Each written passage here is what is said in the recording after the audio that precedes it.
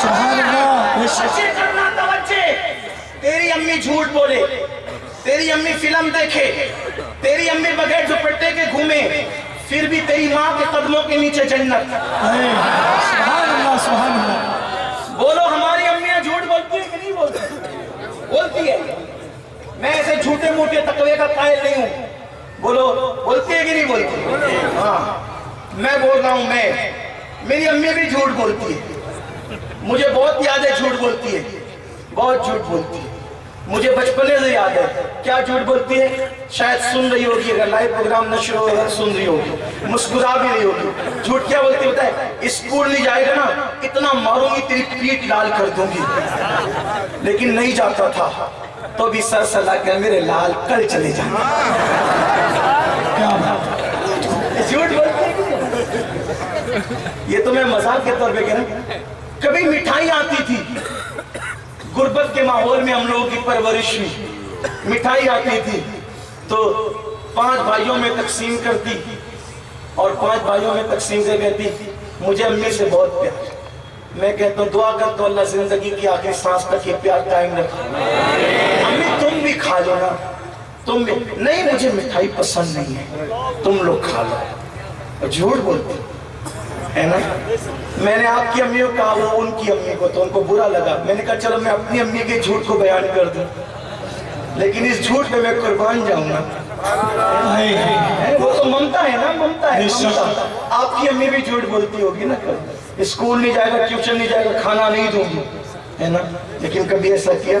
مجھے یہاں یاد آیا ماں کی ممتا پر. میں نے ایک آرٹیکل پڑھا تھا, مجھے بہت رلایا اس آرٹیکل میں. ایک شخص تھا, اس کی پہلی بیوی انتقال کر گئی. پہلی بیوی کا ایک بچہ تھا, دوسری بیوی کیا تو دوسری بیوی کے ساتھ سوتیلی ماں کے ساتھ بچہ رہنے لگا. تو باپ نے اپنے بچے سے رپورٹ لی, بیٹا تیری دونوں امیوں میں سب سے اچھی امی کون سی تھی؟ تو بچے نے کہا, بچے تو بچے ہوتے ہیں, ابو میری پہلی امی بہت جھوٹی تھی. میری پہلی امی جھوٹی تھی. دوسری امی بہت سچی, ابو بہت سچی. میں نے اسی طرح کا عیب نہ لگانا ماؤں کو, لیکن یہ ممتا ہے نا کی. جو بچے نے کہا نا وہی میری بولی ہے. کیا میری امی پہلی امی جھوٹی تھی, دوسری امی سچی تھی. اس جوان کو حیرت ہوئی, بیٹے پہلی ماں جھوٹی کیسے تھی, دوسری ماں سچی کیسے؟ بچے نے کہا ابو میری پہلی امی جب میں اسکول نہیں جاتا تھا نا, شرارت کرتا تھا نا, بات نہیں مانتا تھا نا, کہتی تھی تیرے ابو کو آنے دے بہت مار کھلاؤں گی. اسکول نہیں جاتا باندھ دوں گی, کھانا نہیں دوں گی. شرارت کرتا ہے تجھے بہت ماروں گی. لیکن ابو میں سب کرتا تھا, پھر بھی کبھی باندھتی نہیں تھی, کبھی بھوکا نہیں رکھتی تھی, کبھی آپ کو شکایت بھی نہیں کرتی تھی. یہ پہلی ماں تھی نا وہ جھوٹی تھی ابو, اور دوسری ماں بہت سچی ہے. جب کہتی ہے نا اسکول نہیں جائے گا تو ماروں گی, ابا جاتا بھی ہوں تو بہت مارتی ہے. کہتی ہے نا کہ شرارت کرے گا تو کھانا نہیں دوں گی, ابو جب میں شرارت کرتا ہوں نا تو دن بھر کھانا نہیں دیتی, باندھ کے رکھتی ہے. پہلی ماں جھوٹی تھی, دوسری ماں بہت سچی ہے. تب اس جوان کو پتا چلا وہ جھوٹی نہیں تھی, اس کی ممتا اس کو بے چین کرتی تھی. اس میں ممتا تھی, اس میں ممتا نہیں. یہی تو ہے نا, یہی تو ہے. تو بات دور نکلنا جائز کر رہا. اگر ہماری ماں جھوٹ بولے, دوپٹہ بھی نہ اوڑھے, فلم بھی دیکھ لے, ہے نا. کچھ مائیں ہیں ایسی, ہماری مائیں نہیں ہے لیکن کچھ مائیں ہیں ایسی, لیکن پھر بھی ان کے قدموں کے نیچے جنت ہے کہ نہیں ہے؟ الجنت و تحت اقدام امہاتکم, جنت تمہاری ماؤں کے قدموں. ارے تیری ماں گناہ کرے, نماز نہ پڑھے, تو اس کے ماؤں کے قدموں کے نیچے جنت. اور نبی کی ماں, کیا بات ہے. نبی کی ماں جس نے سید الانبیاء کو جنم دیا, اس ماں پہ تو کفر کا فتویٰ لگاتا ہے ظالم. اور تم پر مجھے حیرت ہے, تم ان کے پیچھے نمازیں پڑھتے ہو, ان کے ساتھ اٹھتے بیٹھتے ہو, ان کی مسجدوں میں جاتے ہو. اگر وہ झूठ बोले तो हमारी उलमा को बुलाना, हम बताएंगे इन्होंने अपनी किताबों में लिखा। इन्हीं के फतवों की बुनियाद पर सऊदी हुकूमत ने नबी की माँ की कब्र पे बिल्डोजर चला दिया, ये कहकर कि ये जहन्नमी औरत की कब्र है, इसलिए इसकी कब्र पे बिल्डोजर चलाया जाएगा। हालांकि मैं तुम्हें बताऊं मेरी कौम के जवानों, सबकी कब्र वो है, किसी की कब्र भाई ने बनाई, किसी की कब्र बाप ने बनाई, किसी की कब्र पीर ने बनाई, किसी की कब्र मुरीद ने बनाई। मेरे नबी की अम्मी का मज़ार वो है जिसको 6 साल की उम्र में नबी ने अपने हाथ से बनाया, अपने हाथ से। नबी कब्र में उतरे थे अपनी माँ की कब्र में, अपने हाथों से नबी ने अपनी माँ को दफन किया था। और फिर सिर्फ दफन नहीं किया, सिर्फ कब्र बनाई नहीं, बल्कि जब हज्जतुल वदा के मौके में मक्का जाने लगे तो अल्लाह से कहा, अल्लाह मुझे अपनी माँ के मज़ार पे जाने की इजाजत दे दे। तो अल्लाह ने माँ की मज़ार पे जाने की इजाजत दी और हुजूर माँ की मज़ार पर गए। और जब वापस आए तो चेहरा ऐसे चमक रहा था जैसे 14वीं रात का चांद चमकता है। अम्मा आयशा ने पूछा, आका आप बहुत खुश हैं? सरकार ने फरमाया, आयशा हाँ, मैं अपनी माँ की मज़ार पर गया और मेरी माँ के मज़ार पर गया तो अल्लाह ने मेरी माँ के मज़ार से मेरी माँ को बाहर निकाला, मेरे अब्बू को भी बाहर निकाला और उन्होंने मेरा कलमा पढ़ा और मेरा कलमा पढ़ के वो मेरी उम्मत में दाखिल हो गए। सुभान अल्लाह।